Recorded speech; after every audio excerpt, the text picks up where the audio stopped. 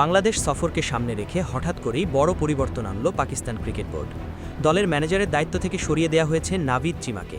তার জায়গায় দায়িত্ব পাচ্ছেন একজন পুলিশ কর্মকর্তা। নতুন করে গোছানো দলটা নিয়েই বাংলায় আসবে পাকরা।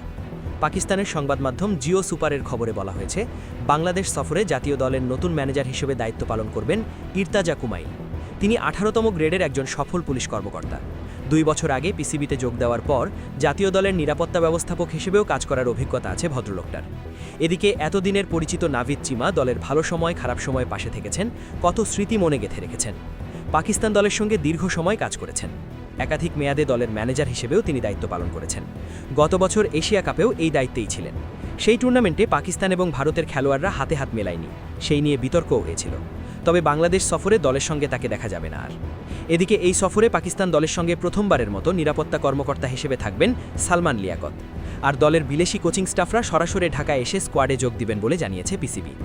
বাংলাদেশ সফরের আগে 2 দিনের একটি অনুশীলন ক্যাম্প করবে পাকিস্তান দল। এরপর 9 মার্চ ঢাকায় পৌঁছানোর কথা রয়েছে তাদের। মিরপুরের শেরেবাংলা জাতীয় ক্রিকেট স্টেডিয়ামে অনুষ্ঠিত হবে 3 ম্যাচের ওয়ানডে। ম্যাচগুলো হবে 11, 13 এবং 15ই মার্চ। ইতিমধ্যেই 15 সদস্যের স্কোয়াড ঘোষণা করেছে পিসিবি। তবে দলে জায়গা পাননি তারকা ক্রিকেটার বাবর আজম।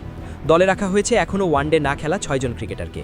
এই সিরিজে পাকিস্তানের নেতৃত্ব দিবেন শাহিন শাহ আফ্রিদি।